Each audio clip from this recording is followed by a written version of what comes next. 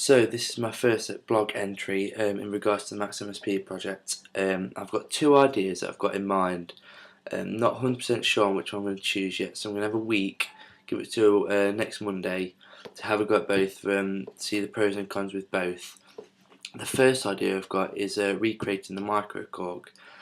The problem with this is there is a lot of stuff involved with it. It's a digital synthesizer.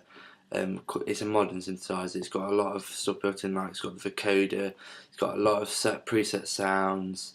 I mean, as you can see in front of you now, it's got a setting on each of those, and then they've got 16 different presets for each one. So the idea that I've got is that I choose one sound from each sound bank, and I recreate that on the ES2, and then I communicate with Jack, and Jack will communicate it from Logic to MaxMSP. Now, I've created this picture on Microsoft PowerPoint. The reason for this is just kind of cross-reference. So as I go along through the project, if I choose to do the microcorg itself, I can go back and look at what I've done and what needs to be done. And also, this is what I want when I go to presentation mode within MaxMSP, this is what I want the final product, to look like. Now, if I work way along, I've already discussed the programs, the preset settings. Now, next is a visual waveform. Now, on the microcorg, there's patches where you can select. I've got time constraints within this project, and I don't think I have enough time to recreate them. If I do, hopefully I can, kind of even just a couple of them. But at the moment, I've just put the waveform there. It's real time, so as the note is pressed or the chord is played, whatever the performer chooses to do, you can see the waveform be created there. Now, next to that is two dials. I've got cutoff and tempo. Now, the cutoff is just cutting off frequencies, and a lot of remixers and producers and performers use this to kind of build the synth line into the track. And next to that is tempo. Now, I'll discuss it further later on, but it's for the arpeggiator, and this is just to switch between the different speeds that it plays the scale. Now, below that is a visual equalizer. Now, this is to filter out certain sounds, certain frequencies. I've done it visually rather than dial, because I think it adds more of a visual aspect to it, where instead of just pressing a button or choosing a number or a set of numbers, you can actually see the representation of a waveform, and you can choose what you want to filter out. Now, obviously, you've got your keys. The microcorg itself is 64 keys, and I've chosen to use half that amount just because of room, really. I think for what I want to achieve, I can do that. Now, next to the keys, I've got a pitch bend and a modulation wheel. Now, this will be used with Max. You've got certain digits, and that sets to the MIDI controller. These are quite generic for MIDI keyboards, but it also on synthesizers, and it's in commonplace on the microcorg. Up from that, I've got octave shift, so it will just plus and minus 8 notes, and above that is the arpeggiator toggle. Now, this will, when it's toggled, if I was to press a note, say for instance C, it'll play all the notes of the scale C, and then you could change the tempo of that with what I said before with the tempo dial. Another idea I've had is completely different from the microcorg, is the DJ booth. Now, it will be pretty much the same kind of setup any DJ would use within a live environment.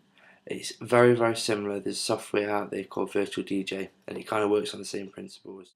Now, the patch I want to create, same again as the microcorg one, this is what I want the final outcome to look like, maybe with a few more colours, make it look a bit more interesting. But I mean, the top half is pretty much a generic DJ setup. It's got your two turntables, so you can play two separate tracks, and this is loaded in. And when it is loading, you can see a visual representation of the track in the wave window. As I say, it's two separate ones, so you can play both at the same time, and you can change that with the crossfader. As I say, so you've got your two decks, you've got separate equalizer dials, so you can take out the low end or put more of the low end in, and same with the mid and the high frequencies. Now, in the top middle, you'll see the master section. Now, I've got a fader for each deck, and also pan, which is pretty self-explanatory. Now, if we move around from that, I've got a sample patch.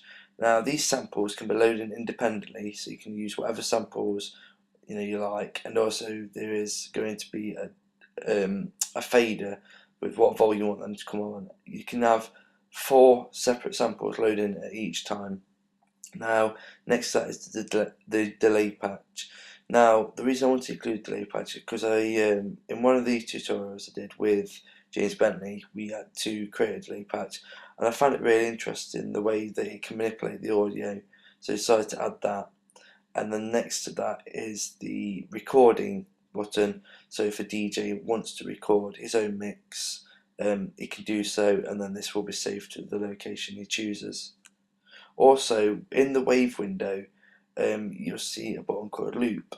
Now, a lot of DJs, especially virtual DJs, because I've took a lot of reference from that, you can select the amount of audio, and this can be looped obviously as many times as you want it to until you switch it off loop. Now, at the moment, I haven't started creating anything on the MaxMSP yet. But overlooking the whole project itself, I'm kind of more persuaded to the DJ booth at the moment, simply because I've wanted to incorporate an external controller, which is being the PlayStation controller. Now, you've got your X, circle, square and triangle buttons here, and this will control the samples and when the sample is played. You've also got the 2 analog sticks in the middle. Now, I'm not 100% sure if it's possible, but I'm wanting as if this was the 2 tracks, so if it was a live light, this would be 2 records, and you can turn these to speed them up and to scratch. With that, I've got one of these. It's a PlayStation, well, it's a PSX to USB converter, so it's got your PlayStation controller input there and your USB output there. Also, alongside the DJ booth idea, I've also got a few friends that DJ. I'm not a DJ myself, but I understand the basics of it, and I'd quite like to get maybe on this blog him performing with the patch that I've created. And he says he's quite interested in using it at one of his gigs, because he gigs quite a lot around Nottingham, so he says he's quite interested in using it, for that. So as I say, I'm going to give it a week, and I'll get back to you next Monday, and I'll let you know which one I've decided.